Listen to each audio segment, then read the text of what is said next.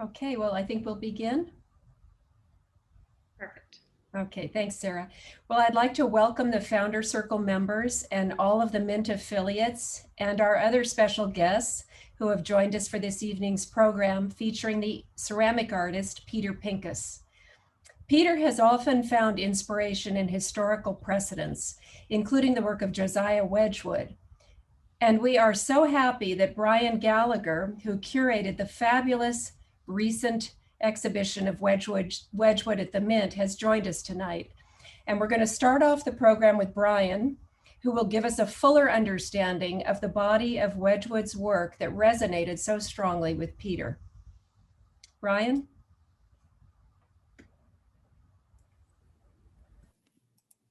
Thank you, Tricia.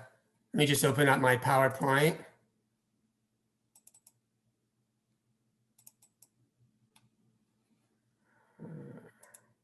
Okay.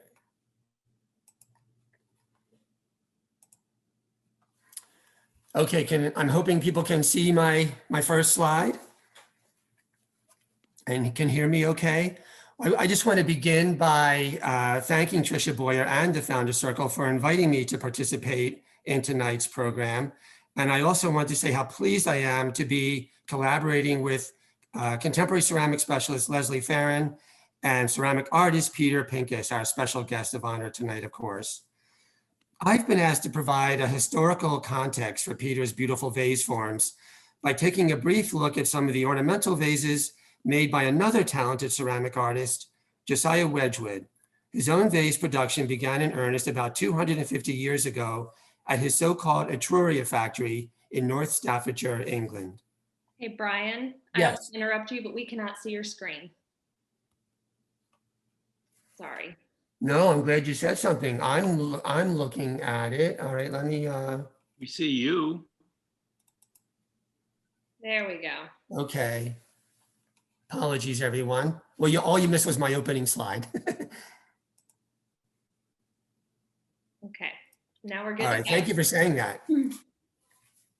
So to begin properly, I start with this scene of Josiah, his wife Sarah, and their children in a portrait Wedgwood commissioned in 1780 from English artist George Stubbs.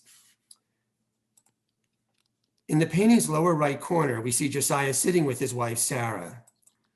Josiah is also accompanied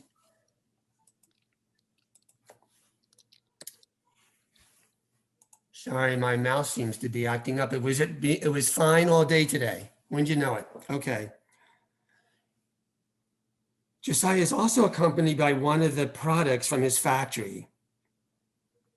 That's not so unusual, as creative individuals are often depicted in the visual arts with a representative example of their talent. But what I find striking about this portrait is that from the incredibly diverse array of ceramic wares the Wedgwood factory was producing by 1780, Josiah chose to include one of his vases in his portrait by Stubbs. The vase is made in his black basalt, a fine-grained stoneware Josiah perfected and started to produce commercially in 1768. This vase is notable in part because of its well-modeled and clever handles, which are satyr's masks whose long horns appear to pierce the vase's rim. The vase is further distinguished by exemplifying shape number 1 in the Wedgwood factory's vase shape book, an internal record of the factory's various vase forms. As we try to illustrate in the Mint's recent exhibition, Classic Black, the basalt sculpture of Wedgwood and his contemporaries, the enduring style among fashionable elites in late 18th century England was the, quote, antique taste, or neoclassicism as it is called today. As Robert Adam, James Wyatt, and other prominent architects and designers of the period were reinterpreting Greek and Roman ornament for elegant interiors, Josiah Wedgwood and his Staffordshire peers were producing classically inspired wares to furnish the same types of spaces.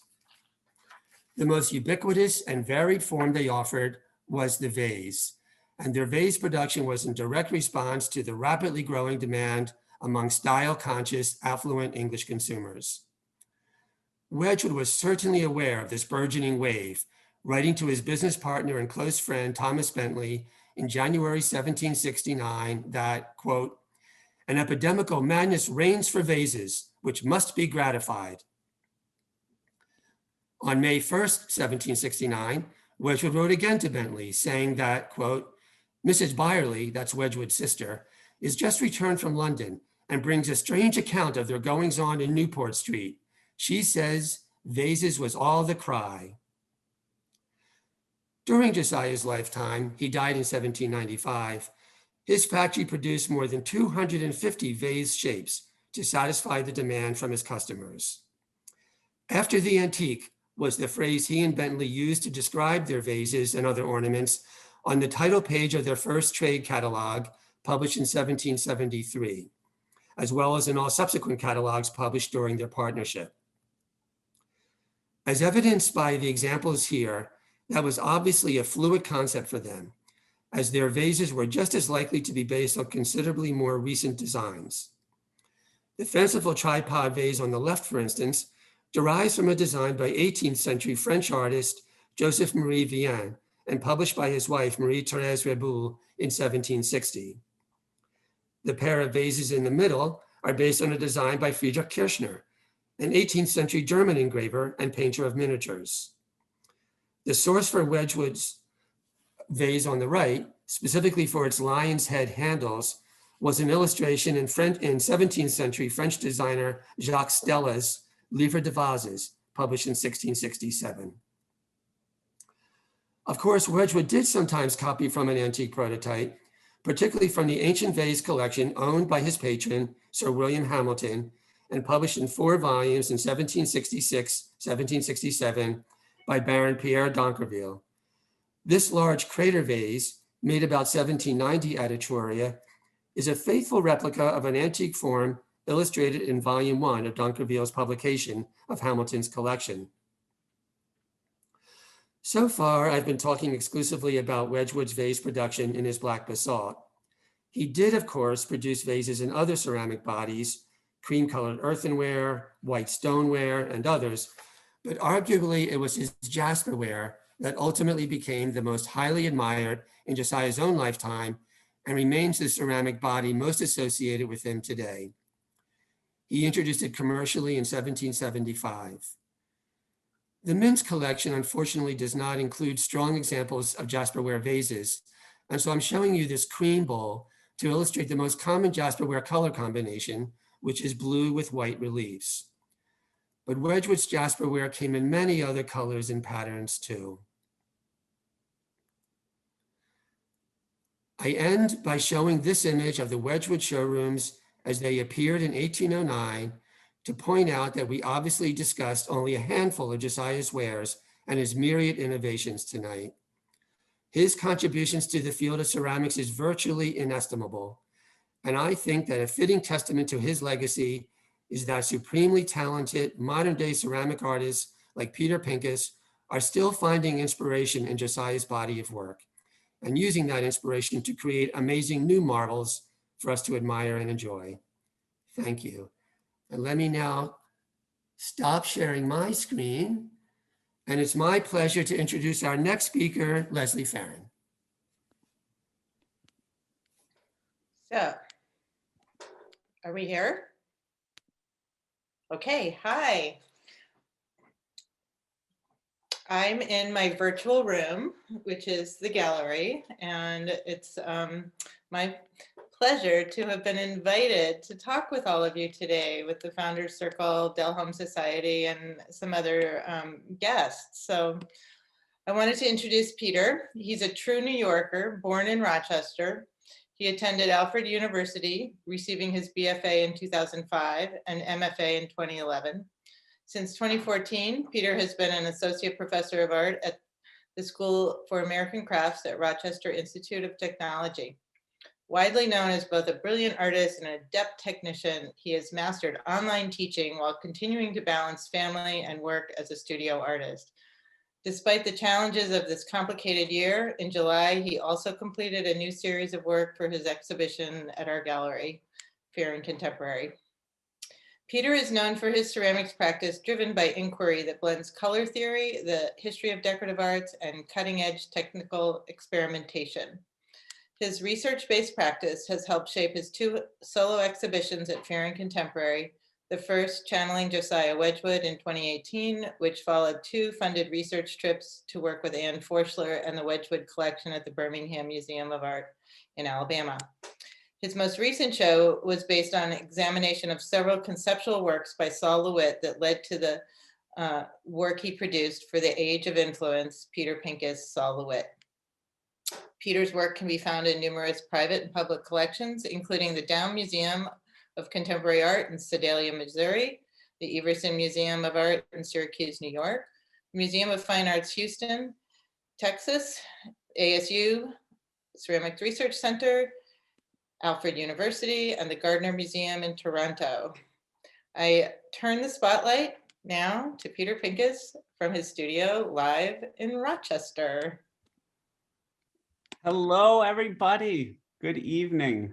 Let me pull up my screen. How's everyone doing tonight? I am, as Leslie said, Peter Pincus. I thank you, Leslie, for introducing me. That was the words very kind. It's an honor to have you introduce me. I also thank everyone that is involved with the Mint. I thank Sarah, I thank Trisha, I thank Brian, and I thank every one of you as part of the Founders Circle for joining us this evening. It is a dream to be able to work with museums, to be able to think about history and think about ceramics, and that is only possible because of your support. So I'm very, very thankful for the opportunity to share what I do here in Rochester with you. So this is the Founders Hour with me. It was very hard to write Peter Pincus in third person, but this is what is happening tonight. In a very quick, brief window, we are going to do an introduction, what, a why, and a how, as well as hopefully a studio stroll. So we have a lot to get through, and I will do my best to move quickly. I will begin with an introduction. As you've heard, I am Rochester, New York based, and there is 2 ways to experience Rochester. You can go online and check it out, and you will see brilliant images of a colorful city. It's very beautiful here from these pictures if you go online, or if you actually look from my perspective, it looks a little bit more like this today. Rochester is a weather city, only overshadowed by a few, but I swear, I promise to all of you that in a few months, it's going to be vibrant and amazing and full of Japanese maples. And so I welcome you. I know that these are very, very strange times. And I hope that when it's over, if you're ever in Rochester, you can come pay me a visit, and hopefully it might look a little bit more like this. My name is, of course, Peter Pincus, and I come to you as one half of this studio. My wife and partner, Lori Pincus, is not here right now. We work in the studio together. She has assisted me and works on a great deal, if not all of the current projects that we have going on. And just upstairs are our 2 children, Evelyn and Britton Pincus, who are now 8 and 6 and loving that online learning. And we all function and work here in Rochester, and our studio is just beyond their reach and at their door. So our home is open to you. And if you ever come to our home in that studio, you will see work that's produced in it that looks a whole lot like this. So as you know, probably by now, I make ceramics. I specifically make vessels. You may not know that I'm an educator. I teach at the Rochester Institute of Technology, which is this kind of amazingly diverse technology-based school that has a very large, robust art and design program. And in it, there is a very intimate ceramics department, which is known as the School for American Crafts historically. And this is a place where students tend to focus on sculpture and vessels that has a relationship to history. They're very interested in thinking about those sorts of connections between what they produce and what has come before. And my role there is to, of course, work with the majors and then also to introduce new people to plaster. I have this sort of dream that everyone can fall in love with plaster in the way that I have. And so I teach it experimentally at the Rochester Institute of Technology with students from both in the major and students from all over the school and college, including engineers and architects and mathematicians and scientists. And I teach alongside this individual, Jane Schellenbarger, whom many of you might know. If you do not know Jane, I think of her as one of the great living potters and, in my mind, a scholar of ceramic history. And so we sort of both occupy very different realms of the vessel world. And it's no surprise to me that I would sort of follow suit, and that Jane and I together are forming a program which has quite a bit of interest in thinking about this relationship of working with history as a 21st century studio practitioner. Now, Leslie told you I have been working towards some exhibitions, and a recent example is a show about influence. And this was put up just last year during the height of COVID, and more specifically, it was Art in the Age of Influence, Peter Pincus and Sol LeWitt. And I've been looking at the Mass MoCA collection, the Sol LeWitt retrospective. So a series of wall drawings, very, very large wall drawings, and sort of thinking a little bit about how ideas influence ideas, how history sort of influences the production of new artwork. And this has been not only a project that I've been working on, but more specifically sort of a series of intimate conversations with Leslie Ferrin about, you know, how we sort of work with precedents. And so one of the, or perhaps the only object from this project that I will highlight is wall drawing 422, which was my response to a prompt by Leslie. She asked me, how could you think about maybe replicating something that has come almost verbatim? So take the sort of concept of Sol LeWitt's wall drawing 422, which is to divide the wall into 15 vertical sections, paint the first 4 gray, yellow, red, blue, and then all 2, 3, and 4 part iterations therein. And that sort of raises this really difficult question about when something is a collaboration and when something is plagiarism. And so this was a long-standing project in which I actually tried my hardest to sort of replicate the work that I saw in the Sol LeWitt on the wall drawing and by the rules of Sol LeWitt. But it was very, very uncomfortable to sort of go through with replicating something verbatim. And so on the other side of this work, I built 15 columns where I sort of lost that drawing in a very, very highly contrasting color field. And so we see this sort of stepping forward and stepping backwards of 15 panels. And also this sort of movement outward where there's this sort of puzzle piece of interlocking sections. And so there's a lot going on in this piece. And it's my hope is that it is both something that is kind of starting to think about the premise of how Sol LeWitt worked and also sort of playfully exploring the space around it and how it might relate to contemporary ceramics. And that's kind of a weird thing for me to say. The idea that I'm working as a 38-year-old working with historic precedents is very, very unusual to me because I wasn't a particularly good student growing up, and I don't necessarily think of myself as an academic. And so this presentation has given me a chance to sort of think about where all of this came from.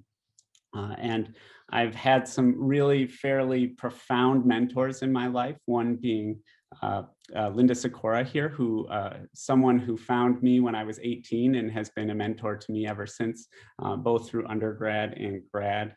And she sort of taught me or started to put this thing in my head about the significance of not only understanding the pot as an object and as a cultural sort of thing, but then also understanding how that relates to a complete history and is part of a more broad conversation. And by the time I left Linda Sikora for the first and or the second time, I started to have these interests in thinking about specifically European manufactured objects. Now, I can't say again that there was nothing truly academic. I saw the work. I was sort of mesmerized by something technical in the work and by something aesthetic in the work. And it wasn't the only thing that I was focused on. I was also sort of starting to think about pop culture, starting to think about how color was being used in pop culture. And then I was also starting to think a little bit about color theory.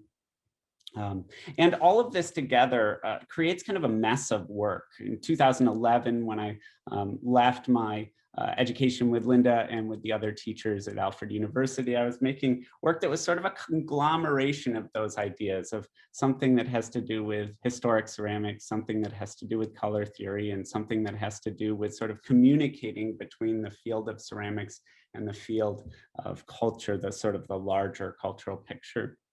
And this was in 2011, and by about 2014, late 2014, everything started to sort of come together, where I saw the pot as this sort of image of an object and something that was subject to thinking about relationships, thinking about application of color as it related to surface and space.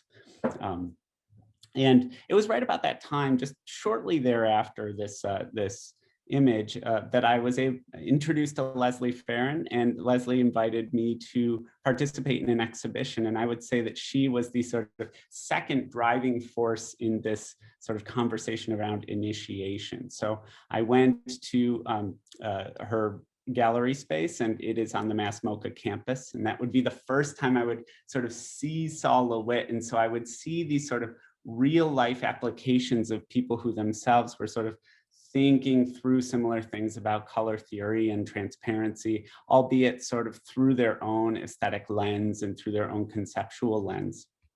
And that kind of set things in motion, this really sort of exciting push forward that between 2015 and say 2017, 18, I was sort of really interested in starting to understand how color worked, how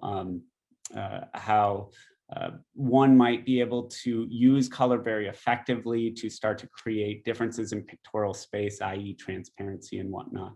And the work went as far as to really start to engage with these ideas of transparency, as you see in this trio here on the left, which still to date might be the most laborious and meticulous thing that has come out of 44 Devonshire Drive.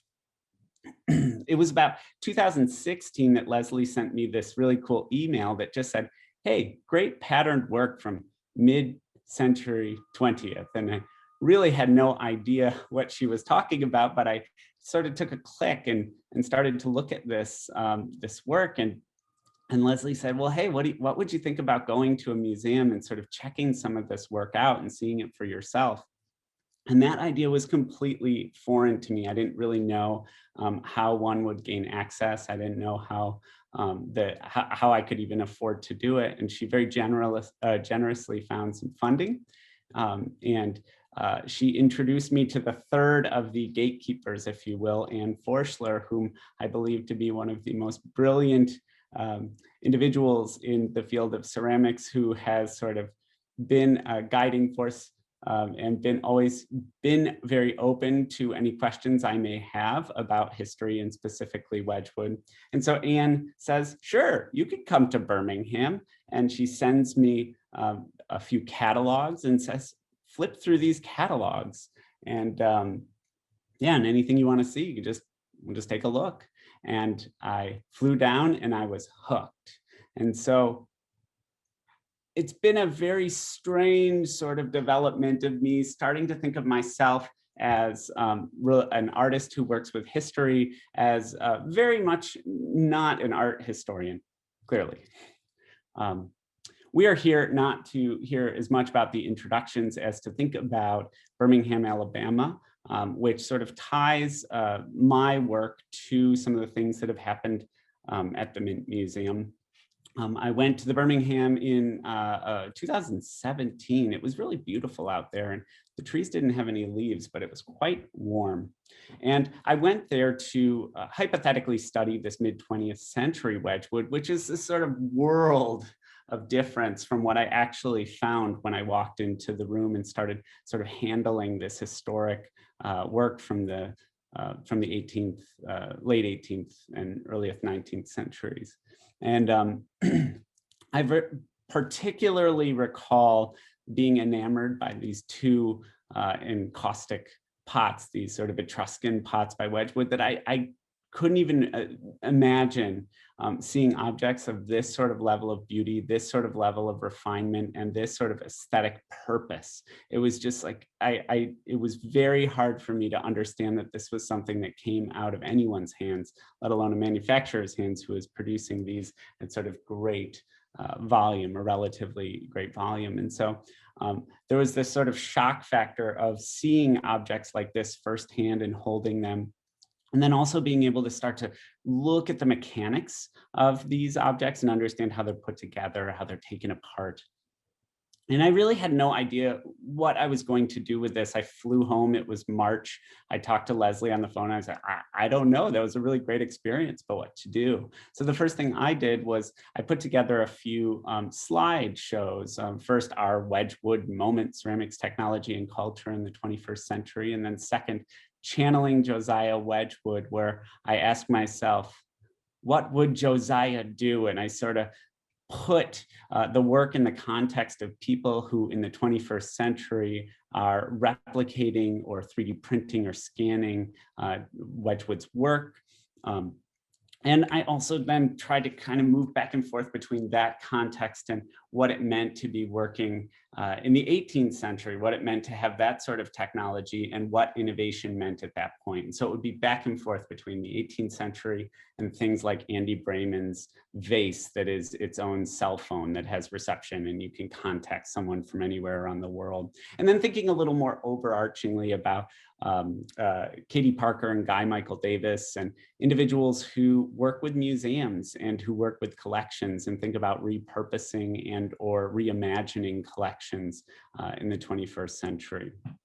And at some point this started to form into an exhibition, although it was very much just a beginning. It was the first show, channeling Josiah Wedgwood, in 2018 with Leslie. And so I was starting to think a little bit about the Calyx crater and starting to think a little bit about the blue and white and trying to put a few things together, but it was still at that point incredibly foggy to me. And if anything, well, two things, Leslie, we have to have another because I'm so much more excited now, right? We're on it. But number two, it sort of brought out this concept of imitation, which is quite different from influence, right? Influence being a conceptually based thing, imitation is an object-based thing. And if I return to these two Etruscan pots that I held at Birmingham, I left and I really couldn't let them go. There was something about the lip, something about the way this lip kicked back. There was something about all these ridges and the complexity, the specificity of this handle and this foot that I just sort of couldn't let go.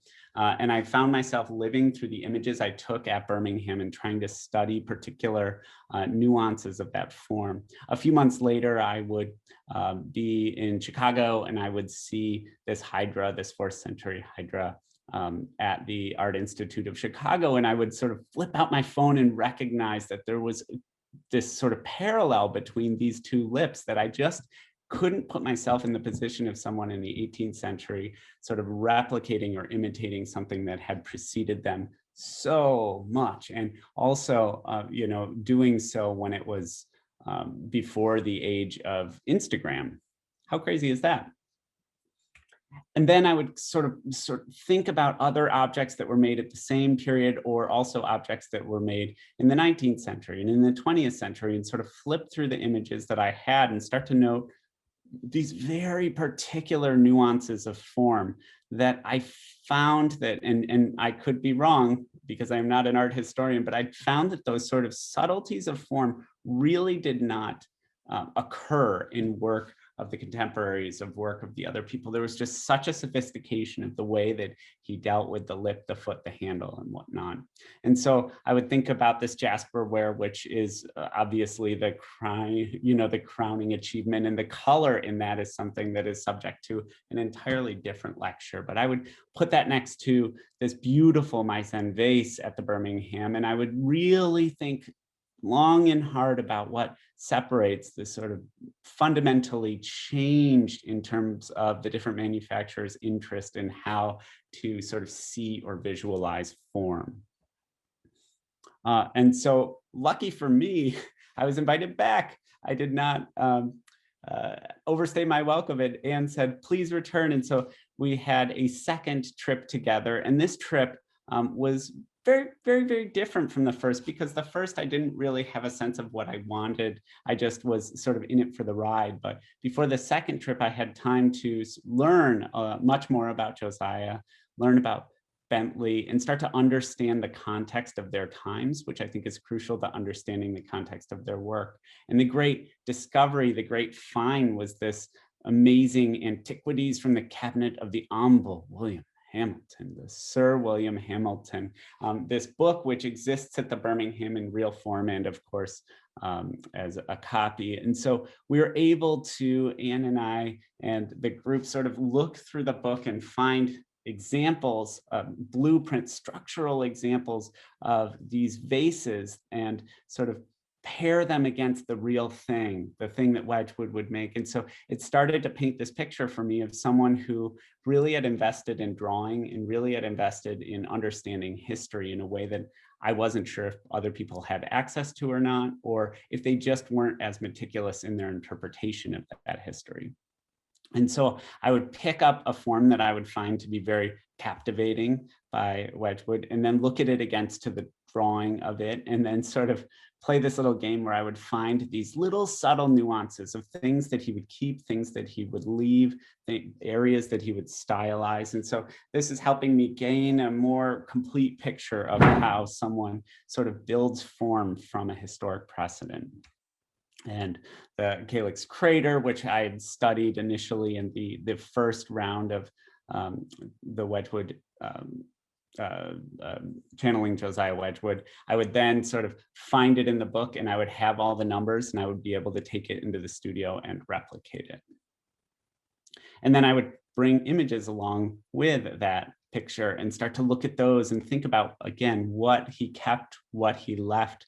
And I still don't really understand why or where he made certain choices to change proportions, to change shape, to change lip, and to change foot. And I suppose maybe that's a conversation for round 3 at Birmingham, but that would at least start to sort of inform my picture of what sort of differentiated Josiah from his from the others that were working in around the same time, and even today. Now, I say all of this from the perspective of someone who invests very heavily in studio practice, not necessarily scholarship by reading and research. So to me, these sort of drawings and the objects that they sort of might speak to don't really gain any sort of profound significance to me until I bring them into the studio. And so they will always have this interaction with material. And for me, that material is plaster. It is something that I need to touch every day in order to feel fulfilled in life.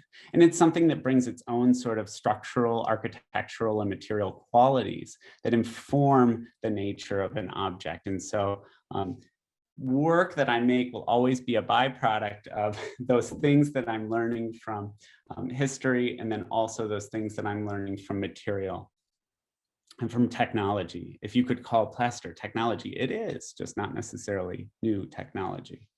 And so to be a little bit more specific about that, I want to walk through this pair of scratch spin amphora, amphorae, which are actually 2 objects which were a part of the Art in the Age of Influence exhibition, Solowit and Peter Pincus, although they are not necessarily directly related to any Solowit objects themselves. They're actually related to an object that looks a whole lot like this, not exactly this one, but I found it in my pictures from the second trip of Birmingham, and a boot that looks like this, a snowboarding boot, the Black Sabbath boot from 2011, which was the very first pop culture object that I tried to place on the skin of a pot. These are 2 cups from 2011.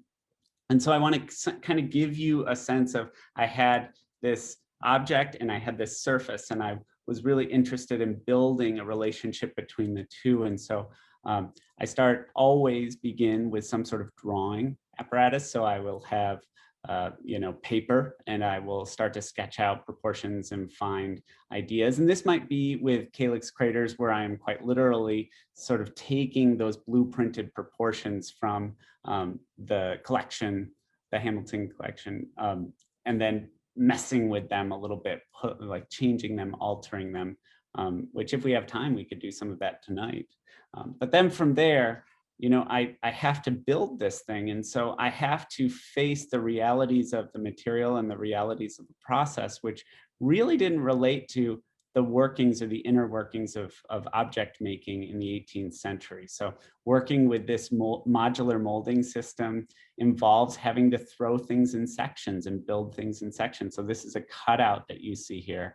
And I had to sort of find a way to join these together to create a shape that would be seamless. And so for me, that meant throwing two sections, they're connected right here, and then building out an exterior and an interior shell. So basically building a mold around a mold. And this you see, this was cast, and then I shaped this and I started drawing on the surface of this. And in that drawing, in that shaping, I'm starting to discover, and the form is starting to take its own avenues, its own perspectives, whatnot. And so that byproduct of that mold is sitting right here on the table in the form of a series of slivers of a shape, which have a quatrefoil pattern cut out from them. And so when I build a mold around a mold like this, I am able to cast sections and interlock things in ways that aren't necessarily possible when you're just looking at throwing on the wheel or hand building. And so here's another image of those sections that are starting to come together. And it's my job here to start to find a way to pull them together long enough to hold them together and form plates that connect things. And this is another section or an image of 4 pieces which are sitting together on a table, and then 4 pieces which are sort of put together. And so we have to hold it all long enough that I can band it from top and bottom so that I can make a formal mold out of it. And then when I have a mold, and everyone's very, very interested in this part of the process, I start to lay a colored veneer surface on top of it. So you can see here, this is gray, this is porcelain, and then there's black and there's white and there's gray again and black and white. And so piece by piece, I lay down a colored slip, which is a wet clay, that dries very quickly on the plaster, and then I cut it by knife and remove it and add the next piece and remove it and add the next piece. When I'm done, I put the mold together, I pour clay into it. That clay sort of sucks the veneer onto it, and then pull that mold off, and I have a veneer, which you see here, and then I have a gray interior. So all of the color that you see in the composition is done in the wet clay form so that I'm not really dealing with any glaze whatsoever. And in forms like this, they're very, very particular. So this big bulbous shape with this very tiny leg here really doesn't have any chance of surviving a kiln firing. So this bottom section and this top section are fired separately. This one is placed in a holder, a temporary holder, which is broken after the mature firing. And after bisque, each piece is sanded for this probably 5 or 6 hours to remove any imperfections, or as many imperfections as I can possibly remove. And then in the end, I have to balance them together precariously and glue the top to the bottom. And so what am I trying to get across when I'm sharing this with you? Well, number one, you can't come into the studio and we can't really do a demonstration today. So I thought in my own way, I would give you a little bit of a walkthrough of what it is like to kind of see the evolution of a particular piece of work through some of its many stages. And then also to give you a sense of the kind of the melding together of an interest in a historic form, and then how that thing sort of develops as a byproduct of manipulation in the studio process. Now, of course, it's a little over the top, and I don't think that you're going to understand the complete picture. But if you were ever really interested in understanding more about the work and how it is produced, I would be very open to sharing it with you, either individually or collectively at a time that would be more appropriate. And this also gives you a sense of how objects like this, that have sort of, I don't know how they're perceived from the outside, but from the inside, they have a very elaborate story, each of which is the development of perhaps a half a year's work and research into how plaster works. And so there's as much this sort of interest in an object and interest in a complex modular system that takes learning and development and growth. And so I think what would Leslie say about me at this point, that I'm meticulous might be one word, a little uptight or over the top. And so it's really, really good that the objects that I produce have this life that extends beyond me, where they're able to find new homes. They go out in the world and I lose some of the control I have over them. And they in turn find themselves in these really beautiful houses and communities of other objects, which is sort of the greatest part of pottery, isn't it? This sort of movement, this changing of the intention of the object as it trades hands and goes into different spaces. Now, I rushed through all of that. That is a very brief introduction of me and what I do. I want to give you as well a brief studio tour, virtual, of course, and then sort of open it up to any questions, or if you want to see anything, we can jump around and look in the studio or look at some lectures I might have prepared. So quickly, so rude of me to not bring you through my home. Here we are, we're back at this slide. And there's Evie, of course. So they were standing on the other side of that wall. And when you walk in, we've built our studio into our home. So that we call this the color room. This is the place where we are adding that colored veneer to the surface. So this is where Lori works. So Lori and I work together. I work on this side of the table and she works on that side. She layers color and I cut, and the plaster pieces move back around. And I'm just noticing now that I'm telling you this and showing you this video that there's nothing but white walls in the color room. That seems to be a little bit crazy. Anyhow, we have that small space upstairs, and then the majority of our studio, about 1,300 square feet, is downstairs. This is Mission Control, which COVID, right, folks? It has turned into my healthy station where I ride my bike every day to keep myself fit and from going crazy. But generally, this is the place where clay would be mixed with color, and where everything would kind of come into the studio and go from the studio. So boxes would be packed and brought in. Once pieces have been made with veneers, they're brought down to the casting space. So the casting space is where all of our liquid clay is held and poured. So we see here on the back wall, we see boxes and we see full bins of colored slip. We have about 40 big and small bins of colored slip that we use.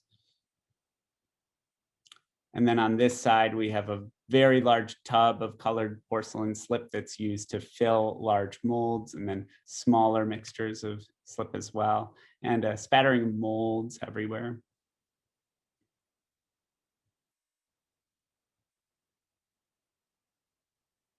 And then hidden, of course, is storage. Just ignore that. But pay attention to this. This is where I am right now, the real desk for the virtual classroom. It's amazing how life has changed. And Leslie sort of alluded to the concept that I have become comfortable with teaching, and that's a generous statement of her to make. I've been teaching it virtually for a year now. And so my life is here, and I'm not going to show it to you, but there's tables around here, there's cameras, there's equipment, and there's lights all around here. So this is where I live every day. It's kind of wild. And then the plaster lab. So this is where exclusively where plaster is made, where all the research is done and tools are used. So you can see it from here. This whole long space used to be the plaster lab before virtual teaching. And then this here, the technology hub. Lori loves my use of words like technology. Kilns, wheels, saws, that's about as advanced as technology gets here in this studio. So everything is thrown on the wheel initially, plaster is poured around it immediately, and then that plaster is manipulated and modified. And the gallery, which is looking a little bit bare, and my kilns, everything is fired in these two kilns. So when you see larger work that's produced, it's usually made in one of these kilns and then glued together.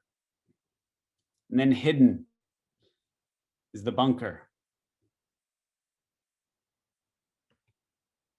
And folks, that is a very brief studio tour. I say goodnight, but I leave us with some time where we can talk, where we can sort of dig into some of the ideas I presented, and I can answer any questions you may have. Yeah, Peter, thank you so much for that. Everybody, if you have any questions, down at the bottom of the screen, you can use your reactions to raise your hand. And if you have a question, just raise your hand, and then we'll call on you, and hopefully we can get to everyone who has a question for Peter.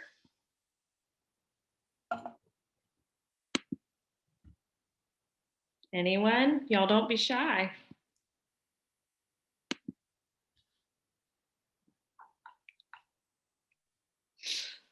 Okay, Leslie has a question. I figure I'm the one for the dead space questions here. Yeah. So Peter, what are you working on next? I saw some crazy things on your Instagram that had some bowls, some really wide forms. Yeah, so I could jump in. What I'm working on next, actually, right now, we all have experienced something relatively traumatic, and that is sort of changing the way that we operate. In my studio, as I've said, I haven't been as productive as I used to be. I used to spend 50 to 60 hours a week in this studio, every week without fail, working on those objects. I haven't really made anything in ceramics for a period of 3 months now, which is the strangest feeling I've ever had. And in place of that, I'm working on a video series, a very elaborate video series that I believe it's a sort of an experimental approach to mold making that could help anyone, regardless of their understanding of three-dimensional artwork, of material or anything, to learn how to make competent molds in about 6 to 7 weeks. And so it's been this sort of extreme labor of love, which has involved all of these interactive, what I'm calling live action lectures, as well as interactive tests, which sort of collect the experience of mold making. And so it's become this real teaching thing where I'm spending a great deal of time really thinking about how to articulate these complex ideas of geometry and architecture and structure in very simple ways that hopefully will have the benefit of helping people start to not hate plaster when they work with it. So it's a completely asynchronous program that I'm testing right now at RIT alongside students. So giving them the videos and then watching and seeing how they produce work from them. But that being said, Leslie, there's a time for everything. And the time for me to sit in here and not work on ceramics it's drawing to a close, because my life has purpose when I'm working. I've done it since I was 16, and I have never spent a week or two not working in ceramics until COVID. And during COVID, I've spent more time than I wish to share not working in ceramics. And so I have some molds that I've produced for you, actually, and that I didn't really get a chance to finish those molds. There's a series of work that are based on some Solowit paintings that are objects and trios and closed forms and lidded jars, and they're sort of bringing in 3D printed components and thinking about simple and complex geometry. So they're sitting there, and I say to Lori every week, Friday's our day, we're gonna start. So those are in the works. There are also some low sort of double-walled bowls. Right before COVID hit, there was a series of very low objects that were also sort of in the Wedgwood language that didn't quite make it through, and I didn't have a chance to get back to them. So there's a lot of that stuff that's kind of just waiting for me to return. Oh, I see some hands. Yeah, we got some. Trisha, you were next in line. Would you like to unmute yourself? And Okay, so forgive me for getting back into the weeds, but I really like to understand process and technique, and yours is so complicated. But am I kind of getting it to imagine that everything starts with a shape that's thrown on the wheel, and then you construct a mold around the shape, a plaster mold? Wet plaster is molded. You don't carve the plaster ever. Do you carve the plaster sometimes? Yes. Can I show you something? Okay. I taught a workshop in January where I made an object and then I spelled it out in a PowerPoint. So I will pull that up and I will show you, and it should sort of clarify. I'm getting there. Hold on. I apologize for the delay. I should have thought of this.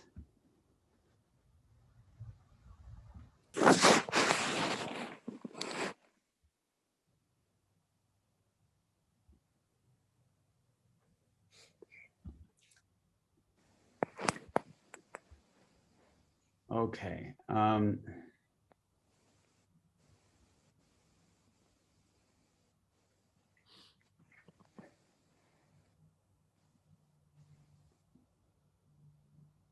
Thank you for your patience.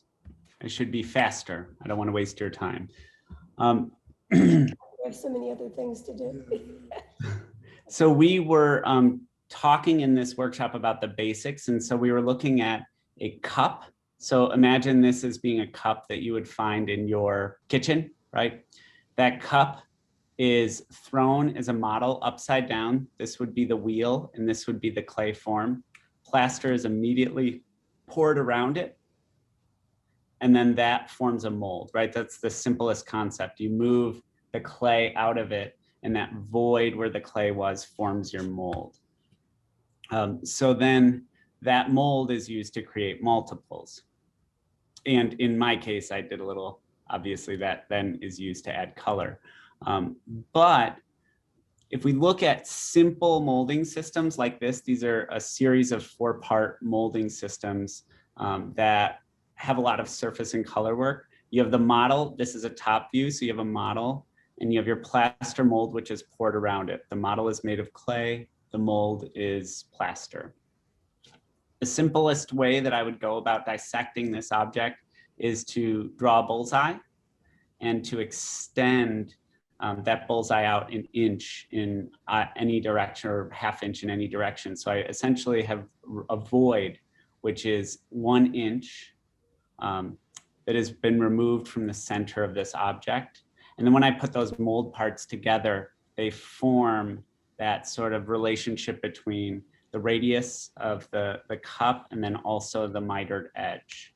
And so this is an example of this in a cup form. So you see here, it's both round and squared. And then things become more complex. So here is just build a cutting more.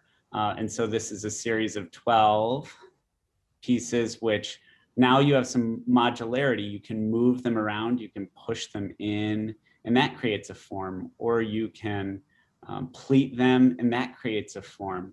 And so there's all of these options with modularity when you just have simple geometry that's, you know, exposed to the multiple.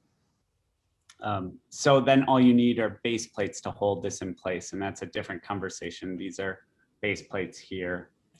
So this is an example of modularity, right? This is the same bowl that has been splayed in 3 different directions and sort of frozen by base plates that hold it. Does that answer the question? Yeah, that's very helpful. And then the color is, you said it's all in wet clay.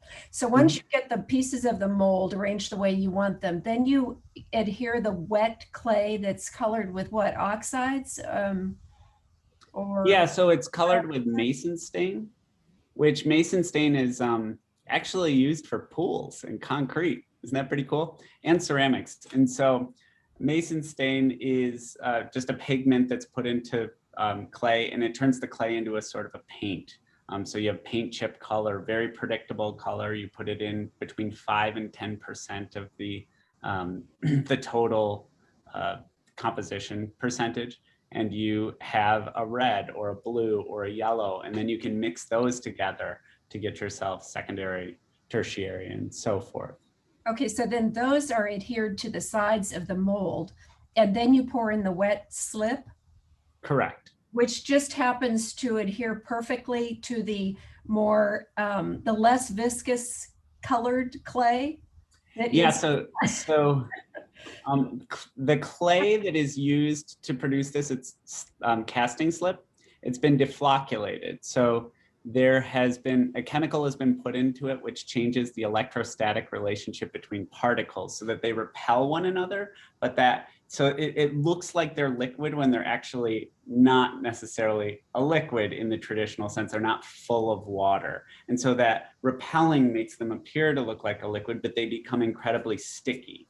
So that clay that has dried somewhat to almost a leather hard state, like a pre-leather hard state on the surface of the plaster, immediately forms a bond with that sticky slip on the outside of it. And then the plaster keeps absorbing through the veneer into the base slip that holds it. And why does this happen? Science, I hope. Well, now I'm thinking you're going to get to the part where the physics students from RIT are coming over to your classes too. So that's. I have two chemists in one of my classes right now. And these videos, to the best of my ability, I've researched the language, and I'm very careful with the language, and I know it's wrong because they're chemists and I'm not, so I constantly ask for feedback, like, to help me understand this. So Peter, we had a couple of questions in the chat that kind of correlate to what you were just saying.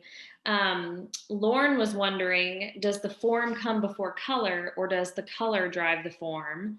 And then someone else was wondering, Mackenzie was wondering about the type of plaster that you use.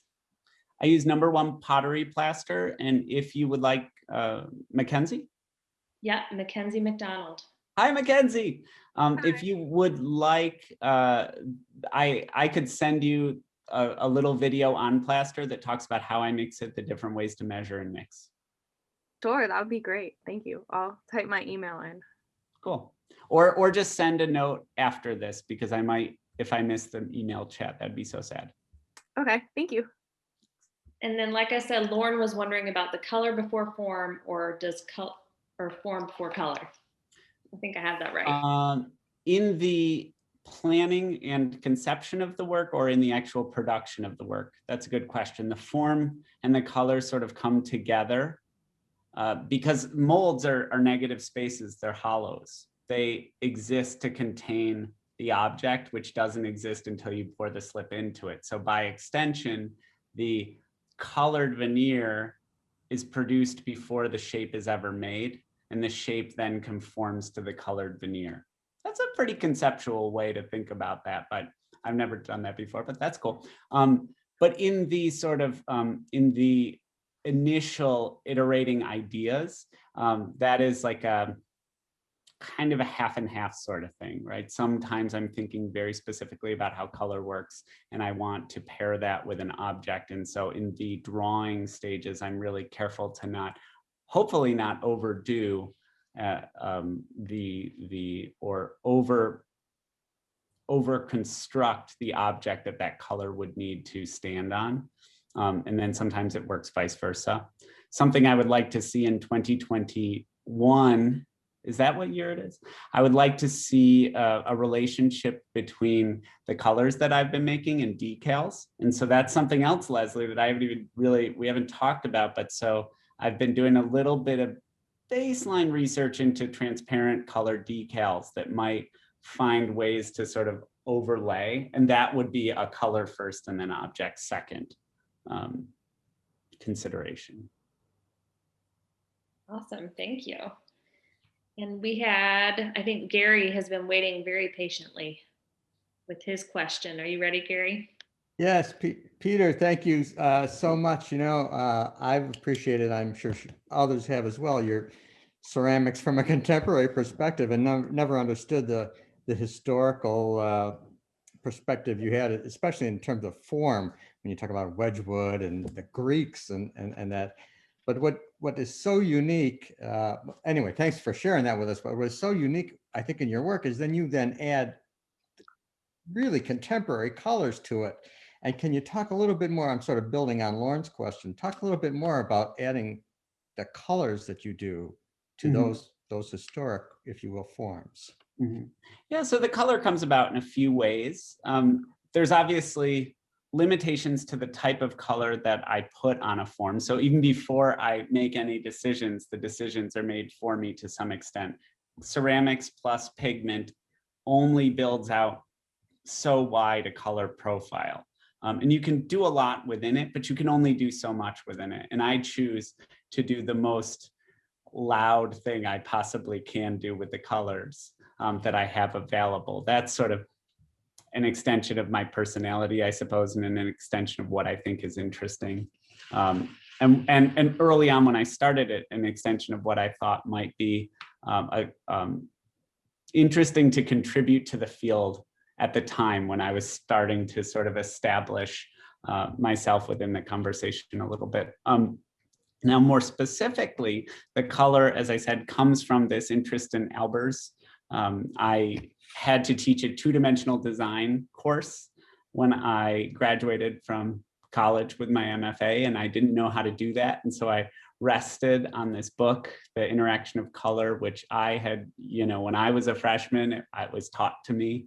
And I had this sort of miserable experience where I didn't understand it, and I didn't understand how to interact with students, and I was just really kind of poor at the job. And so I spent a lot of time with that book trying to truly understand it so that I could teach my students. And the only way that I could understand it in about 2011 was to mimic what I saw in the book. So start to apply it to ceramics. And there was a large period of time where what you saw in those books was playing out almost identically in the work that I was producing.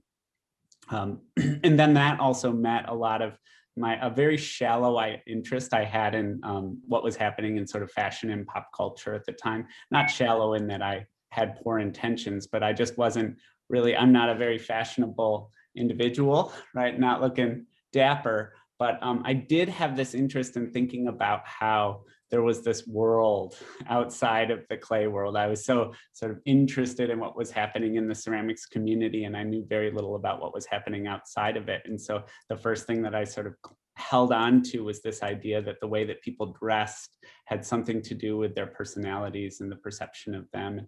And so I kind of got into that, and I tried to bring that together with what I was sort of experiencing in Albers, and it kind of exploded out into the work that you see here. And then over time that has both solidified to some extent and then also gone away. And so sometimes I just want to be a little bit more fluid.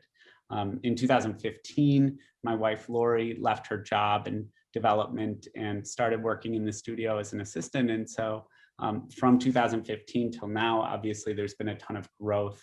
And I think of her much more as a partner in this thing. She's obviously not here speaking right now. She's uncomfortable with speaking, or even with people thinking that she's a partner in this, but I think she's a partner. And the piece that's sitting behind Leslie was as much a conversation between the two of us as something that I had initially dreamt up, right? It would never come to be without us working together. So there's a part of this color interaction thing that is this sort of conversation, this way that Lori and I are getting to know each other differently, and this thing that we're building together. And so that's sort of taking on its own life, and new color arrangements and ideas are coming out of that all the time. Very cool. Thank you. All right, Anne, you have waited so patiently down there in Birmingham. Thank you. It's actually Jürgen has a question. Here's Jürgen Tarasch. I'm Anne's husband from Birmingham, Alabama. I have a question for Peter.